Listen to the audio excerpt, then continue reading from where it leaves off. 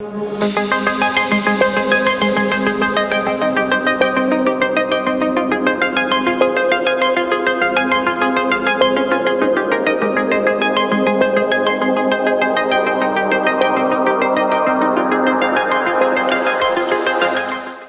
visita la próxima vez también. Amén. Hoy día tengo una lectura femenina. Una lectura femenina. Seguimos hablando acerca de nuestro gran hermano José.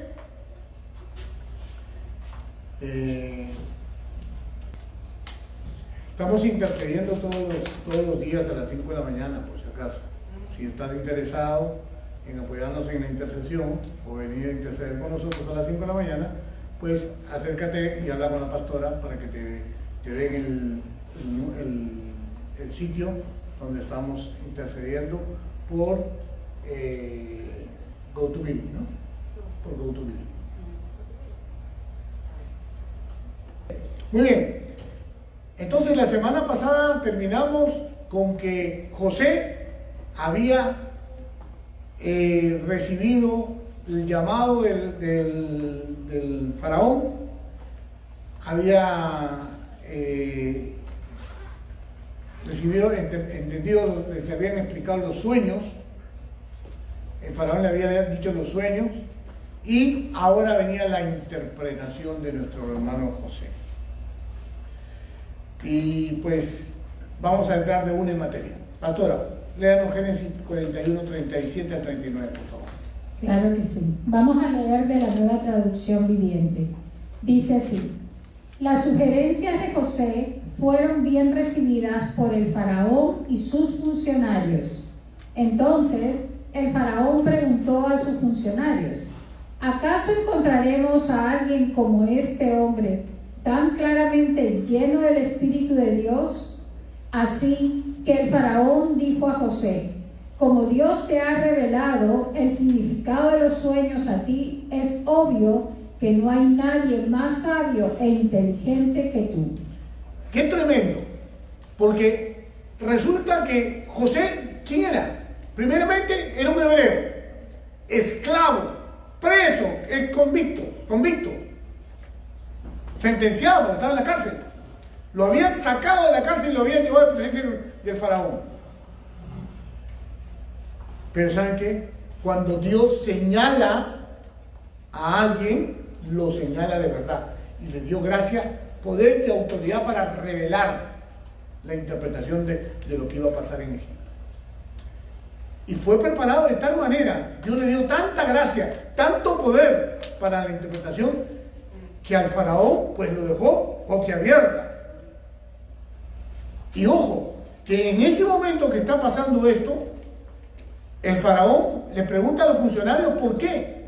Porque el faraón ya en su mente había calculado que no había nadie capaz de poder llevar a cabo el plan. Yo no sé si usted se está dando cuenta, pero los funcionarios, pese a todos los puntos en contra que tenían con José, estaba pesando más el poder de Dios, porque ahí lo dice claramente: como Dios te ha revelado el significado de los sueños a ti, es obvio que no hay nadie más sabio e inteligente que tú. ¿Se da cuenta? Esa es la manera como la gente te ve a ti cuando tú estás lleno del Señor. Por eso uno tiene que tener en cuenta que todo, por ejemplo, yo estaba adorando ahí, en la adoración estábamos ahí metidos, y yo decía: Señor, dame gracias, Señor, para poderles hablar a mis hermanos. Uno tiene que pedirle a Dios todo el favor y la gracia para poderse dirigir a sus semejantes.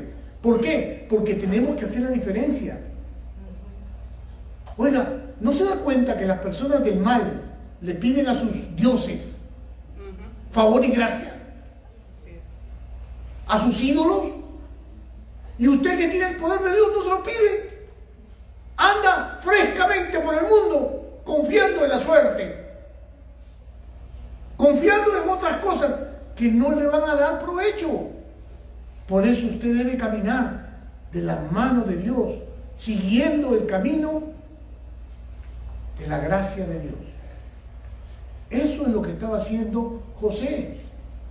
Cuando José se presentó delante del faraón, definitivamente yo me imagino que todos estaban así, boquiabiertos, porque la interpretación fue tan certera, tan clara, que ese plan solamente se le podía medir a alguien que estuviera ungido por Dios. Oiga, porque estaban hablando de 7 años de bonanza y 7 años de hambruna. Y no solamente de una hambruna para Egipto, sino para toda la tierra, para todo el mundo. Claro, que la gente, la exposición estuvo tan cargada de poder, que fue lo que hizo José, que en primer lugar puso las cosas color de hormiga, como en la actualidad, por ejemplo. ¿Qué hacen las personas para comunicar alguna cosa al mundo? Primero comunican lo negativo. Los medios comunican lo negativo para después comunicar lo positivo. Y esto es si lo comunican. ¿No se ha dado cuenta que las noticias falsas, las noticias malas son las que están llenas todos los medios? Porque eso es lo que, el morbo es lo que capta la atención de la gente. Pero en este caso no era el morbo, era que Dios iba a hacer juicio. Amén. Entonces vemos aquí que Dios da gracia a los que verdaderamente están con Él, los que verdaderamente lo buscan, los que verdaderamente creen en su nombre, les da gracia. Y los lleva y los pone en lugares pues sobrenaturales. Aquí vemos pues realmente que los funcionarios, aunque no querían, pues estuvieron de acuerdo con el faraón. Génesis 41, 40 y 41, por favor, pastora. Dice así. El faraón está hablando, ¿eh? Quedarás a cargo de mi palacio y toda mi gente recibirá órdenes de ti. Solo yo, sentado en mi trono, tendré un rango superior al tuyo.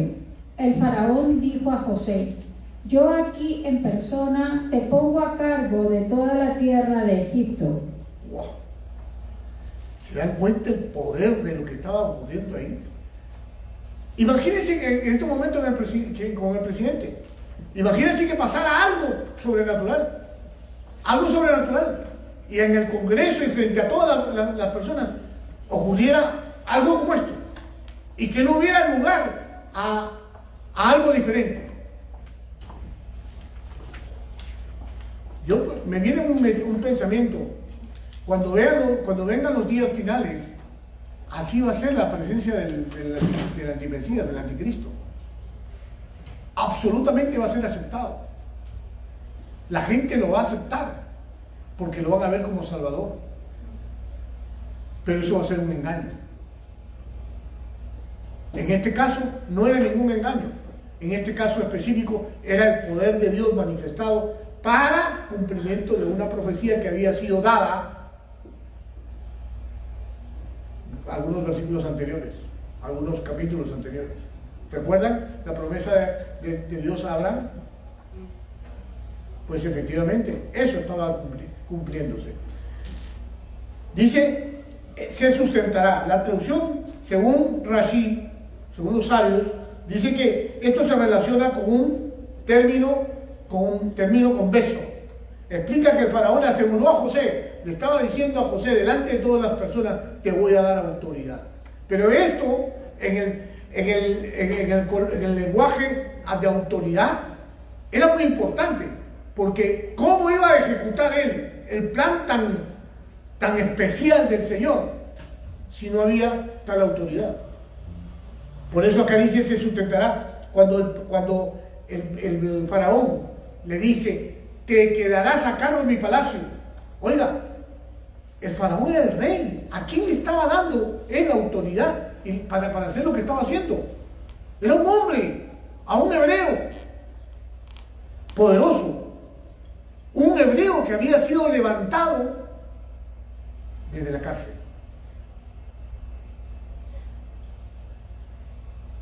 O sea, es importante que nosotros veamos esto, porque algunas veces nosotros nos preguntamos, pasa Javier, pasa, Algunas veces nos preguntamos, ¿por qué donde yo voy me atienden tan bien? ¿No le ha pasado a usted? ¿No le ha pasado a usted que usted de repente llega a un lugar y de repente el ambiente cambia? ¿Siéntese? ¿Saben qué cosa es lo que está pasando? Que la presencia de Dios está con usted. Amén. O sea, usted tiene que comprender que el mundo sobrenatural está por encima del natural. Amén. Que no lo veamos no significa que no esté. Eso está para que usted no se confíe y siempre lo busque. Porque si usted lo viera, estoy seguro que se acostumbraría como la gente que ve las cosas naturales y bueno, y se echa a dormir. Pero cuando uno está sediento del poder, de la bendición de Dios, del favor de Dios, realmente uno lo busca. Y estos son tiempos para buscarlo. Yo no sé ustedes, hermanos, pero todas las cosas que están ocurriendo a nivel mundial son solamente anticipos. Y cuando uno lee Mateo 24, cuando uno lee Apocalipsis 21, Apocalipsis 19, Apocalipsis 13, entonces uno comienza a mirar y dice, aquí están pasando cosas que de alguna manera yo tengo que tomar en cuenta. Estos son avisos para quiénes. ¿Para quién se escribió la Biblia? ¿Para el que no sabe o para el que sabe? Para el que no sabe. ¿Ah? A ver, ¿cómo es eso? Porque tienes que ir a buscar. ¿Para quién? Para mí, para el que sabe. Para el que sabe. Para el que conoce de Cristo. Porque el otro ni lo mira. El otro cree que es un libro de caricaturas. La Biblia fue escrita para personas que eran creyentes. Personas que se les fue entregado el poder de creer.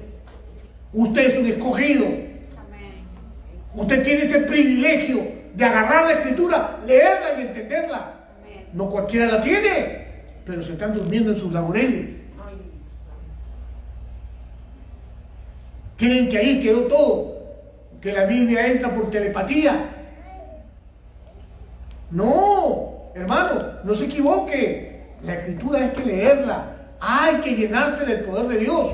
¿Para qué? Para que cuando caminemos, cuando lleguemos a un lugar, realmente el ambiente cambie. Amén. No te preocupes, mijita. Si tiene hambre, sí, pero si no, a mí no me molestan los llantos, porque el chofar suena así. Amén. Entonces estamos viendo que el faraón le dio todo su poder. ¿Por qué le dio su poder? ¿Por qué le dio el poder? ¿Porque se lo merecía? No, si ni lo conocían. ¿Saben qué? El Señor estaba sobre él. Porque cuando habló palabras que realmente tocaron la vida del faraón, tocaron la vida de los funcionarios, tocaron todo el ambiente, se iluminó. Por eso cuando tú llegues a un lugar, asegúrate de cargar el poder de Dios para que el ambiente cambie. Amén. Hay personas que son religiosas y que no cargan el poder de Dios y llegan hablando la Biblia y la gente se burla de ellos. ¿Por qué crees que está pasando eso? Porque Dios no está respaldando eso. Pastor, pero si es la Biblia. Sí, pero el que la porta no da testimonio. Entonces, ¿qué cosa es lo que prevalece? El testimonio viene por lo que cargas tú, el espíritu que cargas tú. La letra mata, pero el espíritu vivifica. Amén. Amén. Deja que el espíritu te vivifique por lo que lees, por lo que estudias, por lo que llevas adelante. Carga la presencia de Dios. Amén. José cargaba la presencia de Dios. Por eso que le entregaron todo lo que le entregaron. ¿Estás listo para que te entregue? Amén. ¿Ah? Amén. ¿Qué pasaría si en este momento viene Jesús y te entrega, no te lleva, pero te entrega poder a ti, como los escogidos que van a quedar? Porque van a quedar escogidos. ¿Sabías? ¿Sabías que van a quedar escogidos? ¿Que van a guiar al pueblo que se arrepiente? 144,000.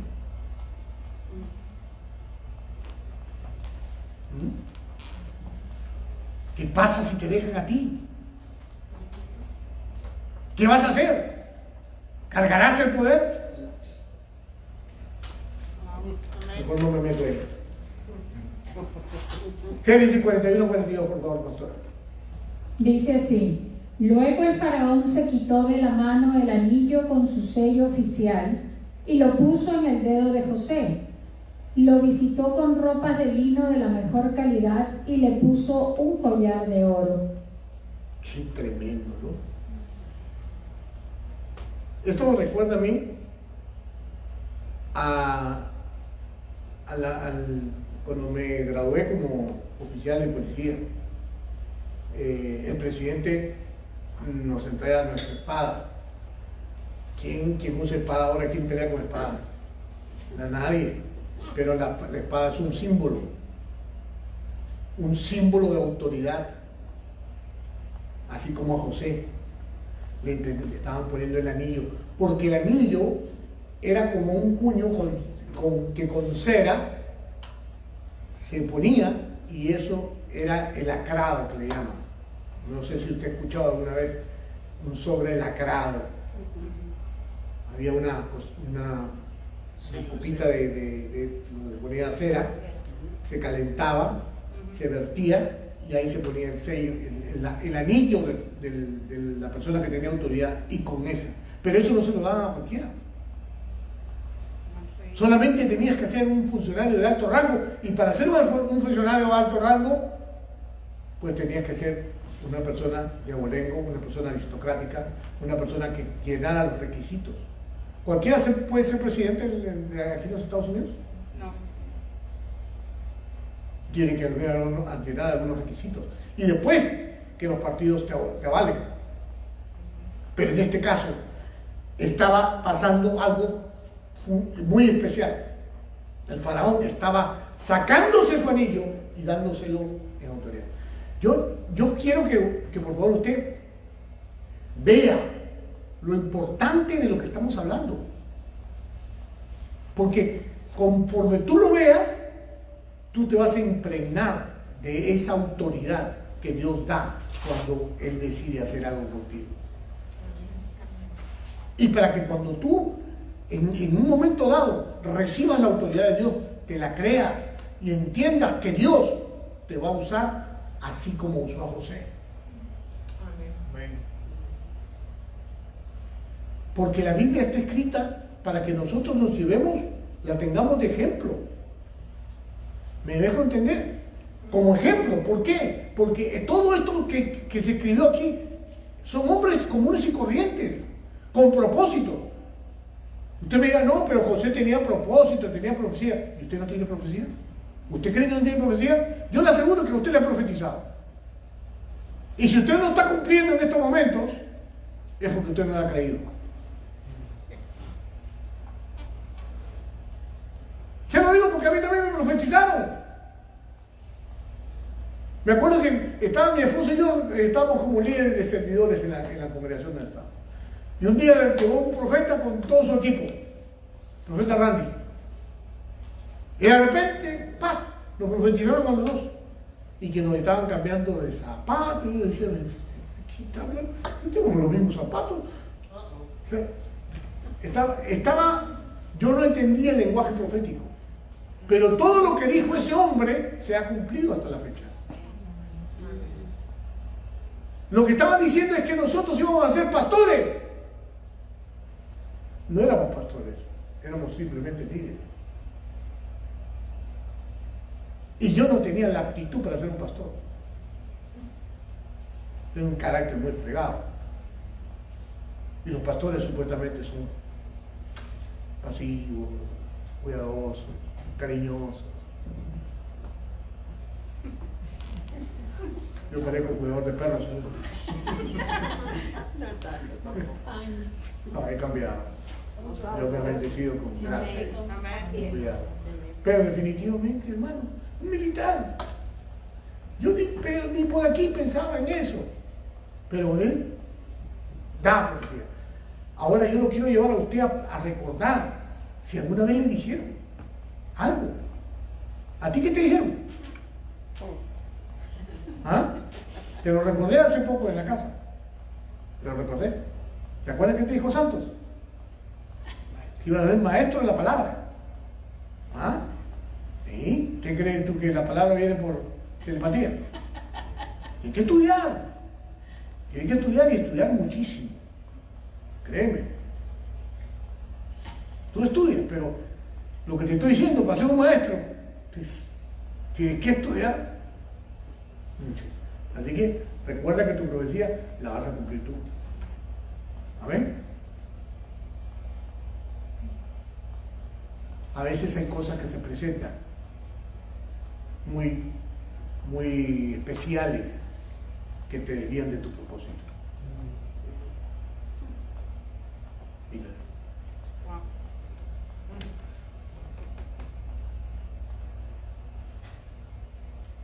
¿Qué te ha profetizado a ti, Claudia? María, ¿qué te ha profetizado a ti? Porque les ha profetizado. Paula, ¿qué te han profetizado? Paula, ¿qué te han profetizado? Felipe, ¿qué te han profetizado? Gaby, ¿qué te han profetizado? Alex, Jessica, Rocío, ¿qué te han profetizado? Hermanos, atesoren su profecía, como la hicieron los hombres y mujeres de la Biblia. Ellos le creyeron a Dios porque la palabra vino de parte de Dios. Pastor, ¿y si era un falso profeta? Olvídate, no era ningún falso profeta. Si te edifica, si te queda, si va un poquito de acuerdo con lo que tú piensas, con lo que tú anhelas, en el fondo de tu corazón era para ti. Dios habla hasta con los animales. Pero cuando Dios quiere hablar se va a valer de quien sea. Pero las profecías, hermanos, no hay que darles autocumplimiento. No estoy hablando de eso. Sino hay que estar pendiente de lo que Dios ha dicho que va a hacer contigo. José le creía. Los hermanos no le creían, por eso quisieron hasta lo imposible. Pero siempre la mano de Dios estuvo ahí, llevándolos para adelante. Y por eso vemos que ahora el faraón ponía su anillo. ¿Y qué más? El 43, pastora. ¿Después qué pasó? Dice así: después hizo que José subiera al carro de guerra, reservado para su segundo en autoridad, y donde quiera que iba José se gritaba la orden: arrodíllense. Así que el faraón puso a José a cargo de todo Egipto. ¿Por qué pasaba esto? ¿Qué estaba ocurriendo ahí? Javier, ¿qué estaba ocurriendo ahí? Tenía autoridad delegada. Claro, pero ¿por qué puso el faraón una persona que gritaba arrodíllense? ¿Por qué? Era un mandato de la corona, porque estaba marcando autoridad. Estaba marcando por todas partes la orden expresada por el faraón. Tenían que respetar a José. Eso era imprescindible, hermano. Yo veo que el faraón entendió perfectamente el plan de Dios. Yo sé que el Señor tocó el corazón de faraón, porque faraón no era un creyente, pero sin embargo, fíjense, no era creyente, pero identificó que el poder de Dios estaba sobre él. Y un Dios, no sus dioses, un Dios más grande que sus dioses. O sea que, hermano, ¿por qué nos hacemos tontos? ¿Por qué estamos tan confiados, creyendo que nada nos va a acontecer cuando ni siquiera lo buscamos? Es necesario conocer a nuestro Dios Todopoderoso. ¿Por qué? Porque hay otros dioses tratando de engañarte. ¿Me dejo entender? Cualquier cosa te quiere desviar de la atención que tienes que tener. Por eso decía, proclamen, proclamen a José, arrodíllense, honrenlo. El faraón ordenó, porque Abrek era la expresión que se usaba, Abrek. Y Abrek quiere decir doblar rodilla. Por eso yo digo arrodillarse, pero realmente, bueno, ahí dicen arrodíllense, pero en el original dice Abrek. En egipcio es doblar rodilla. Y qué curioso, en Filipenses 2, 8 al 10, pastora, ¿qué dice? Dice así: se humilló a sí mismo en obediencia a Dios y murió en una cruz como morían los criminales. Están hablando de Jesús. Por lo tanto, Dios lo elevó al lugar de máximo honor y le dio el nombre que está por encima de todos los nombres, para que ante el nombre de Jesús se doble toda rodilla en el cielo y en la tierra y debajo de la tierra. Proféticamente no hay similitud. Acuérdense, José es figura profética del Mesías. Ya lo vamos a ver más adelante con el nombre que le cambian, porque no solamente le dan el sello, no solamente lo exaltan delante de la población. Ahí estaban diciendo que se doble todos los días, proféticamente anteponiéndose a los honores que le harían a Jesús. Porque hasta hoy existe eso. El nombre que es sobre todo nombre, toda rodilla se dobla, arriba, aquí y debajo. Es el nombre que es sobre todo nombre. Cuando usted lo menciona, los demonios corren, huyen. Y más todavía cuando hay una boca ungida como la suya. Una boca que le cree a Dios, una boca que confía en el Señor. Amén. Y así lo designó el faraón para que hiciera lo que debía hacer. Génesis 41-44, pastora. Dice así: y le dijo: yo soy el faraón, pero nadie levantará una mano ni un pie en toda la tierra de Egipto sin tu aprobación. ¿Qué tal poder? ¿Usted se imagina? Nadie, yo soy el faraón, dice, pero nadie levantará una mano ni un pie en toda la tierra de Egipto sin tu aprobación. ¿Qué significa eso? Que el que lo hiciera, ¿qué le iba a pasar? En esos tiempos no era que te metieran a la cárcel. En esos tiempos era guiso.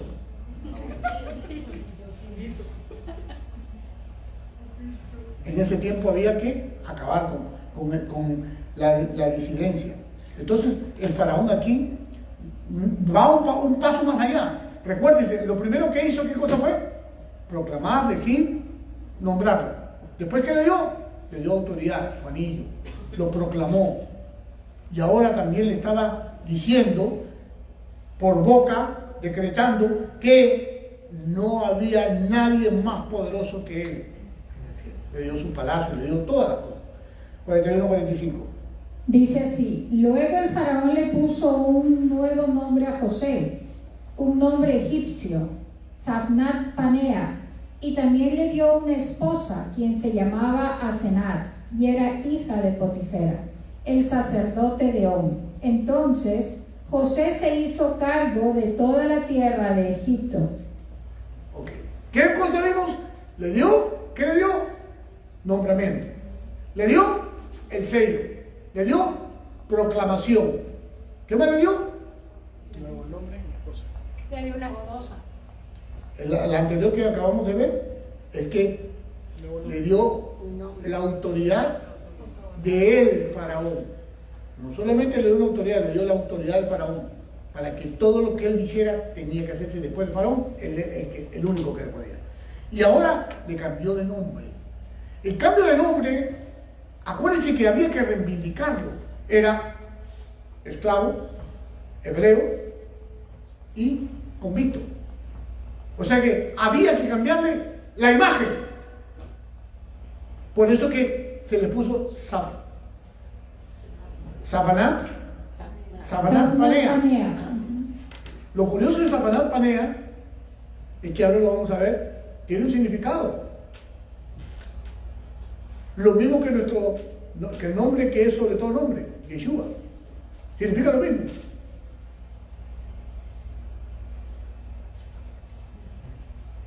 Es tremendo, pero bueno, primero vamos a ver que le da primero un nombre. ¿Por qué? Porque primeramente tenía que ser aristocrático, tenía que ser egipcio y tenía que ser de aristocracia. También le da una esposa. ¿Recuerdan por qué lo metieron preso a José? ¿Por qué lo metieron? Lo acusaron de un delito contra la moral. Intento de violación a la esposa de Potifar. ¿Ah? ¿Se acuerdan? Entonces, recuerdan que hablamos cuando estaban sentenciándolo que la hija de Potifar había visto que eso no era verdad y le dijo a su padre, a Potifar, que eso no era así, pero que por cuidar su prestigio, Potifar lo metió preso. Entonces, le dieron una esposa y especialmente la hija de Potifar. ¿Para qué? Para limpiar el nombre y el pecado, el delito que supuestamente le impusieron. O sea, ¿cómo quedó la mujer? Al final, Dios hace justicia. Siempre hace justicia. ¿Y qué cosa hizo? Quedó en vergüenza. Porque la que iba a tener familia de José, por parte de José, no era la bruja loca esa. Porque era una bruja loca. ¿Se acuerdan la que lo acusó? Leía adivinación. Le habían dicho, el oráculo le había dicho que ella iba a tener familia con José. Y todas esas cosas están en la Biblia y a veces las pasamos por alto. Pero así funcionaba. Aquí también funciona así. A veces tú agarras y vas a consultar a la hermana que dice, no, es que yo leo el té. Así tú le dices, ay, léemelo. Ay, ¿será eso malo? Ay, pero si es un té, es orgánico.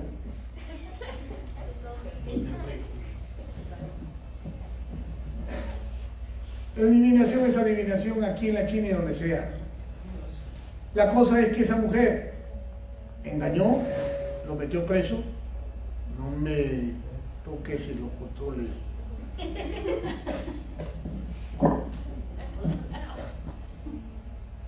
Oiga, llámelo por ahí. Ok, bien. Safanat Panea lo reivindicaron. Primero lo pusieron en un puesto de autoridad y después lo pusieron le dieron una esposa de la realeza, de la aristocracia, la hija de Potifar, sacerdote de On. ¿Amén? Amén. Pasó 45. El 45 ya lo leí. Ahí ya lo leí, ¿no? Ok, el 46. Ok, dice así. Tenía 30 años cuando comenzó a servir en el palacio del faraón, rey de Egipto. Después, cuando José salió de la presencia del faraón, inspeccionó toda la tierra de Egipto. ¿Por qué menciona 30 años? Porque la treintena, en la tercera década del nacimiento, así mismo como Yeshua, empieza a servir.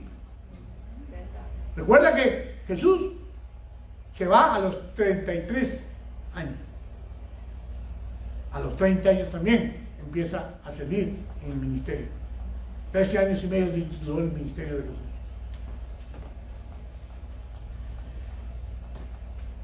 Este personaje tenía 30 años, teniendo en cuenta que había pasado 13 años de esos 30 en la escuela. ¿Cuál había sido la escuela de José? La cárcel. A veces nos quejamos porque estamos en pruebas. porque Dios nos está zarandeando, porque Dios nos está llevando. ¿No, Jani? No, hoy en el Paracha nos dimos cuenta la consecuencia de esa prueba. Así es. Las pruebas son porque son perfeccionando. Oiga, yo pregunto, el joyero, la persona que trabaja con metales preciosos, no prueba los metales. Tienen que probarlos, porque si no los prueban, lo pueden engañar. Dios te va a probar a ti también, como un metal precioso, para ver si estás o no estás.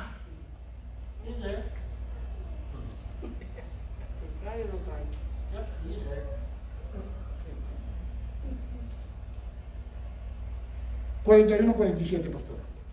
Dice así: tal como se había predicho, la tierra produjo cosechas abundantes durante 7 años. Ya habían pasado ya habían pasado un año y ya había pasado el periodo de instalación y comenzaron a pasar las cosas que José había predicho. Es tremendo porque vemos cómo el sueño de Faraón empieza a tomar cuerpo, pero la gente no está muy clara. A pesar de que se está cumpliendo la parte importante, de la primera parte que era la abundancia, la gente no caía mucho en cuenta. Pero bueno, vamos a ver qué dice. La palabra dice que esa cosecha era abundante durante esos 7 años.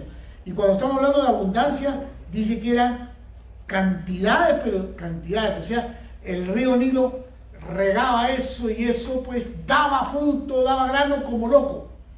Y iban guardando. Dice 41, 48, 49, por favor.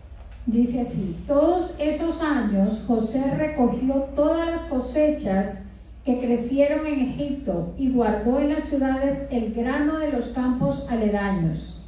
Acumuló grandes cantidades de grano, tanto como si fuera arena a la orilla del mar. Al final, dejó de registrar las cantidades porque había tanto que resultaba imposible medirlo. ¿Se dan cuenta la abundancia que había? O sea, cuando Dios promete algo, lo promete de verdad. Había sobreabundancia. No cabían, ya no contaban ya. Pero José obedientemente construía graneros y guardaba, y guardaba, y guardaba, y guardaba. Yo leí en una parte de esta que guardaba un tipo de grano lavado, limpio, que era el que más se guardaba. José tenía especial cuidado. Por eso el faraón lo puso, porque él sabía lo que tenía que hacer. Dios le había revelado y le seguiría revelando la manera como él debía guardar eso. Por eso, hermano, dice, se reunió toda la comida de todas variedades para asegurarse que no se desperdiciara. Distribuyó raciones al pueblo. No solamente se ocupó de guardar, sino de racionar al pueblo también. ¿Para qué? Para que no se comieran la semilla, la bendición. Lucas 6:38, ¿qué dice, pastora? Dice así: den y recibirán, lo que den a otros les será devuelto por completo, apretado, sacudido para que haya lugar para más, desbordante y derramado sobre el regazo. La cantidad que den determinará la cantidad que recibirán a cambio. Amén. Esa es la palabra de Dios. La complemento ahí para que usted sea generoso. Siempre dé, porque Dios espera llenarlo de abundancia a usted. Amén. Usted no puede ser mezquino. Un hombre, una mujer de Dios, somos generosos. A eso nos ha llamado el Señor, a hacer bendición. 41:50, pastora. Durante ese tiempo, antes del primer año de hambre, les nacieron 2 hijos a José y su esposa Asenat, hija de Potifar, el sacerdote de On. Qué tremendo. Cuando Dios bendice, ya comenzó, así como había comenzado la época de bonanza, la época de abundancia, también empezaba a florecer la vida de José. Pero aquí pasa algo curioso. Dios le da 2 hijos en el primer año. 2 hijos a José de su esposa Asenat. Yo me imagino cuál sería el rollo que se armaría con esto, porque el hombre, aunque había sido impulsado por el faraón, no dejaba de ser hebreo. Entonces, ¿qué pasaría? ¿Se convertiría? Porque la Biblia dice que no debemos casarnos en yugo desigual. ¿No? Entonces, ¿cómo hacer esto? La Biblia no lo menciona, pero los estudiosos dicen que efectivamente ese problema los resolvió Dios, convirtiendo a Asenat al Señor. Se hizo hebrea. Abrazó la cultura hebrea. Por eso los hijos se llamaron Manasés y Efraín. Ella adoptó la Torá, y por eso que la postura moral de José fue la de ser el único judío en Egipto. ¿Usted se imagina eso? Mire lo que hizo Dios con este hombre. Lo levantó de tal manera que era el judío segundo en Egipto. Yo no sé si usted ve la magnitud de eso, pero ¿a dónde te puede poner Dios si le da la gana? ¿Estás ocupando el lugar que Dios ha dicho que vas a tener? ¿O te sobajas tú mismo? Hay que pensar en grande. Hay que pensar de acuerdo a como Dios piensa, no como nosotros creemos, porque a veces nos podemos quedar cortos. Dios quiere levantar nuestra estima, y eso es lo que debemos hacer. Entonces, José tuvo tanta influencia que su esposa aceptó, abrazó la Torá, y sus hijos pudieron ser criados en la Torá. Y también para que se cumpliera la profecía de que los judíos pudieran ser honrados en Egipto. El faraón, ya lo vamos a ver en capítulos más adelante, cómo el faraón honró al padre, a Jacob, y honró la cultura gracias a José. Génesis 41-51. José llamó a su hijo mayor Manasés, porque dijo: Dios me hizo olvidar todas mis angustias y a todos los de la familia de mi padre. No es que José se olvidó completamente y dijo: no, ya esto me está haciendo mucho daño, me voy a olvidar. No. Para efectos del poder y de lo que Dios tiene que hacer, nosotros tenemos que ser sabios y debemos sacar los rencores. O recordar no significa guardar rencor. Recordar significa recordar las cosas buenas. Las cosas malas debemos dejarlas. ¿Se da cuenta de lo que está diciendo José? Por eso le puso a su hijo Manasés, que significa: Dios me hizo olvidar todas mis angustias. Y ese dice, Manasés viene de la raíz Nasha, que significa echar al olvido, hacer olvidar, olvidarse. Es importante mirar cómo es necesario que nosotros olvidemos. Es más, la palabra dice en 2 Corintios 5:17, las cosas viejas pasaron, he aquí todas son hechas nuevas. Es necesario, para poder avanzar, que el pasado quede atrás. Las cosas malas hay que olvidarlas y hay que quedar solamente las cosas buenas, los buenos recuerdos. A las personas hay que recordar lo bueno, no lo malo. Amén. Lo malo te detiene, lo bueno te impulsa. 41-52.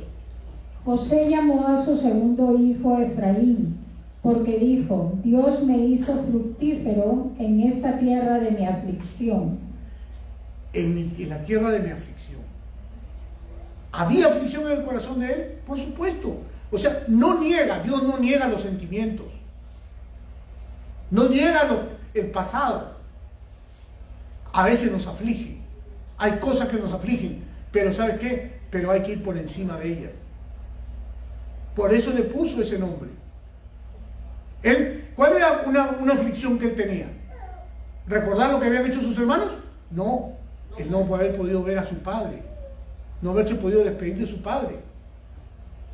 No sabía si lo iba a ver o no lo iba a ver más. Eso es una aflicción. ¿Se da cuenta que hay cosas que diferenciar, pero eso solamente Dios las puede tratar con cada uno de acuerdo a su propósito? Dios estaba diciéndole a José, es necesario que te olvides y te voy a hacer fructífero. Y efectivamente, con el segundo hijo, la promesa se iba a cumplir. Se iba a cumplir en la tierra de su sufrimiento. Esto es tremendo porque el nombre de Efraín significa doble fruto o fructífero.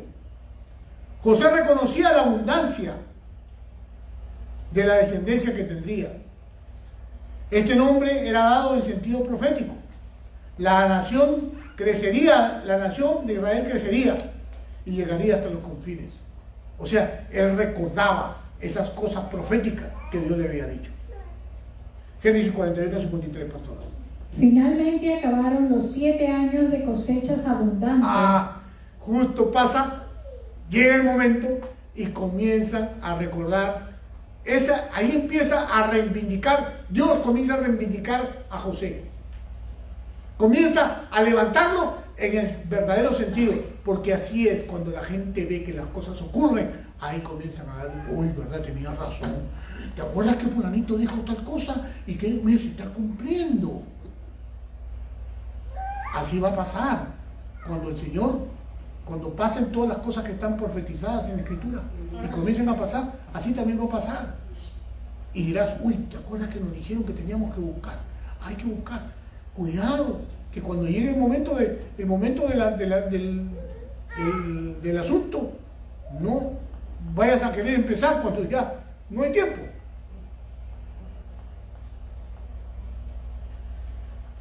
Finalmente acabaron los 7 años de cosechas abundantes en toda la tierra.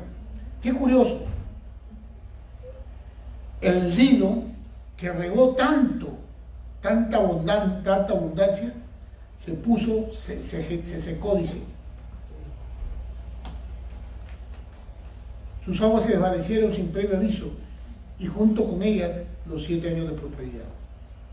Muy pronto dice que el pueblo enloqueció de desesperación. Claro, la hambruna era inminente.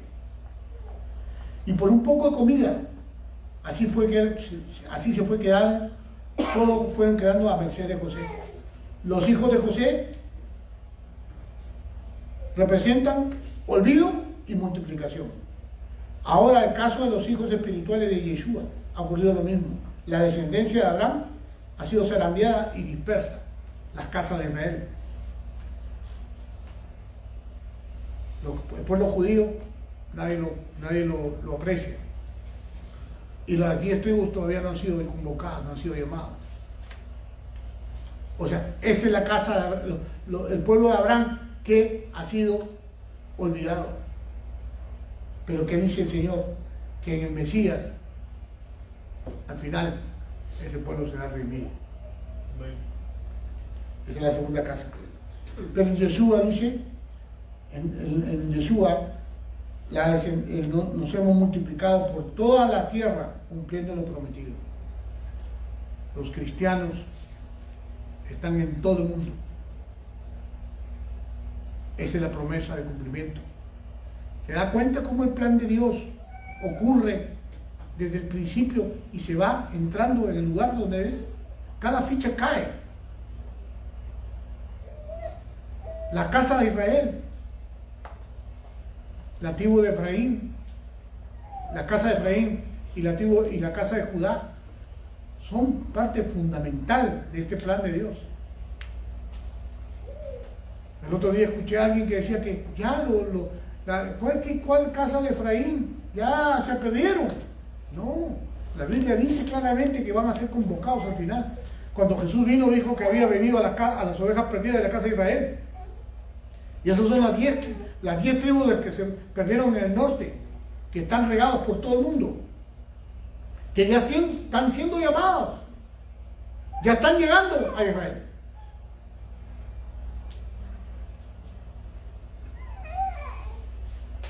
Pero nosotros tenemos que entender que Jesús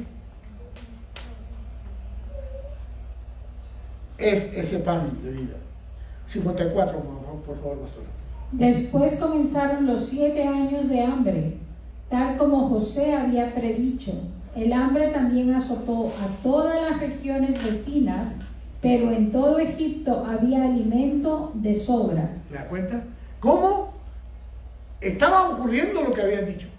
En todas partes comenzó a haber hambruna, pero en la tierra de Egipto había que comer. O sea, lo que Dios promete se cumple. Amén.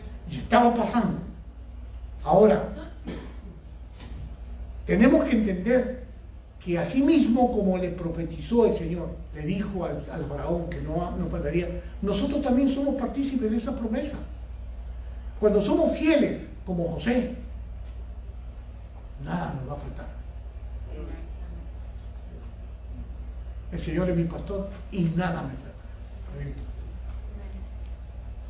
Además dice el rey David, decía, fui joven y ya soy viejo, y nunca he visto a justo desamparado ni a su linaje que mendiga pan. Volvemos a establecer el paralelo profético con José. Así mismo es en la actualidad. El pueblo de Dios no va a carecer. Habrá hambruna, habrá miles de percances, pero el pueblo de Dios, el Señor lo sustentará. Amén. Por eso es necesario tener en cuenta y ubicarse en el lugar correspondiente. Juan 6, 55 y 53, ¿qué dice, pastora? Dice, pues mi carne es verdadera comida y mi sangre es verdadera bebida. Todo el que come mi carne y bebe mi sangre permanece en mí y yo en él. Amén. ¿Se da cuenta cómo Jesús afirma lo que promete? 41, 55, pastora. Con el tiempo, sin embargo, el hambre se extendió por toda la tierra de Egipto también, cuando la gente reclamó alimento al faraón. Él les dijo, vayan a ver a José y hagan todo lo que les diga. Esta parte es importante y se la voy a leer completa porque me impactó de sobremanera. No está escrito en la escritura, pero los sabios, se sabe que hablan poderosamente. Recuerde bien que dijeron, ¿qué dijo el faraón? Que todo lo que José dijera, eso debían hacer. ¿De acuerdo? Perfecto. Ahora dice así lo que voy a leer. Durante el segundo año de hambruna, se pudrió todo el grano que habían almacenado, excepto el de José. O sea, todo lo que guardó la población para comer, se pudrió. Algo estaba pasando. ¿Qué estaba ocurriendo? Se pudrió para que ellos tuvieran que ir al faraón a reclamarle y el faraón les dijera, vayan a ver a José y que José resuelva. Dice así, el Midrash dice, registra que cuando ocurrió eso, el pueblo de Egipto fue a ver a José a pedirle alimento, pero él le respondió que no le daría nada a menos que se circuncidaran antes.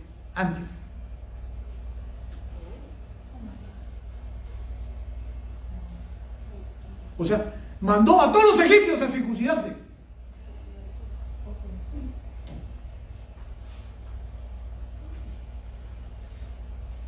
Al oír esto, ellos fueron a protestar ante Faraón, pero el rey no los ayudó en nada.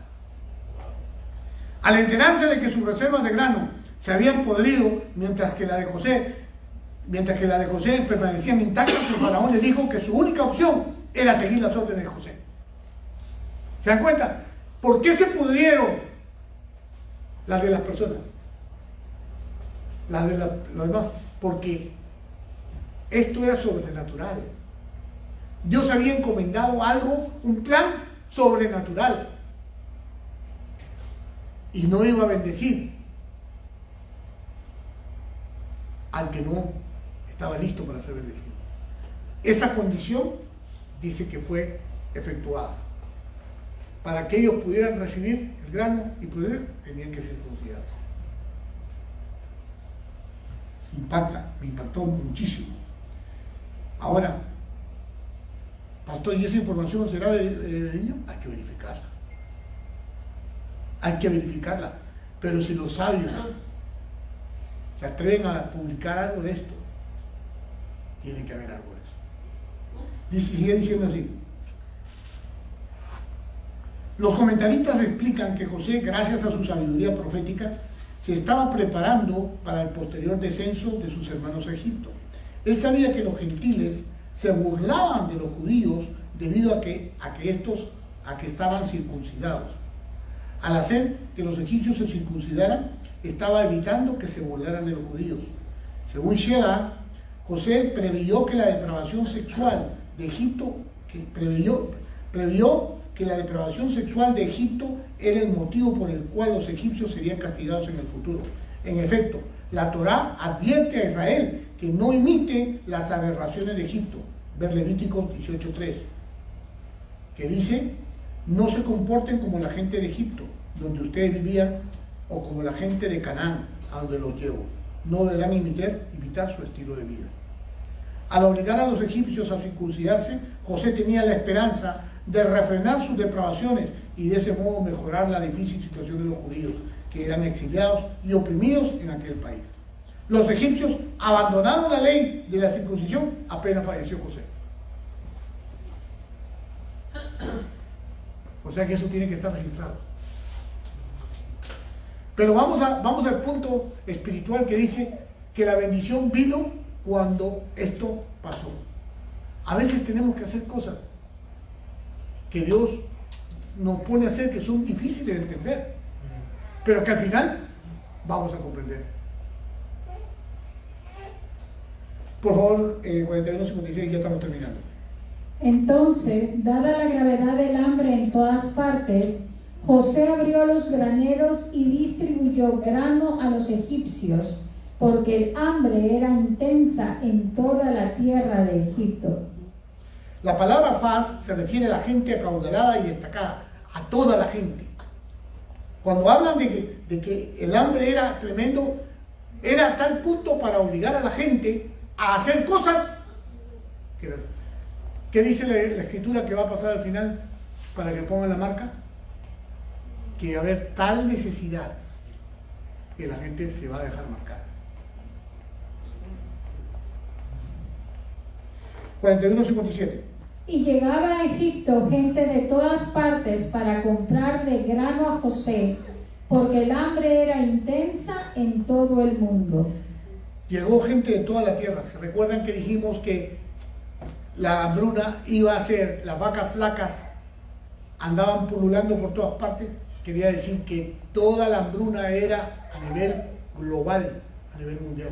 Por eso venían de todas partes a comprar a Egipto, porque en Egipto había sobreabundancia de grano. Por eso es importante entender que la Biblia no miente cuando dice que nos van a pedir prestado. Si usted camina derechito con el Señor, le van a pedir a usted prestado. Se van a olvidar de que usted andaba quebrado y le van a pedir prestado a usted, porque usted va a tener para dar de sobra. Amén. Eso es lo que dice la Escritura y lo respalda 2 Corintios 9:8-9, que dice, pastora. Y Dios proveerá con generosidad todo lo que necesiten. Entonces, siempre tendrán todo lo necesario y habrá bastante de sobra que compartir con otros. Como dicen las Escrituras, ellos comparten con libertad y dan generosamente a los pobres. Sus buenas acciones serán recordadas para siempre. Como dice el Tanakh, Él dio generosamente al pobre y su sedacá permanece para siempre. O sea, su recompensa permanece para siempre. Amén. Yo espero que les haya impactado como a mí esta parte de la Escritura y que entendamos que hoy más que nunca tenemos que estar agarrados con todo lo que el Señor nos está anticipando. Esto no es casualidad. Estas enseñanzas nos llegan a nosotros en momentos difíciles. Porque todos en este momento podríamos estar diciendo que estamos viviendo la vaca flaca. Este 2020 ha sido terrible. Pero ¿saben quiénes están bien? Solamente los que están agarrados del Señor. Solo los que están verdaderamente con Él van a prosperar. Solo los que están bien con Él van a ver la luz al final del túnel. Te animo, iglesia. Te animo a ti que estás escuchando a volver, a hacer teshuvá, regresar. Hay que dar la espalda al pecado y volver al Señor. Arrepentirnos. Entender que de nada te va a aprovechar seguir teniendo la vida que has estado acostumbrado a tener. Tienes que hacer un cambio. Un cambio que te va a llevar a la eternidad. Vamos a ponerlo de pie.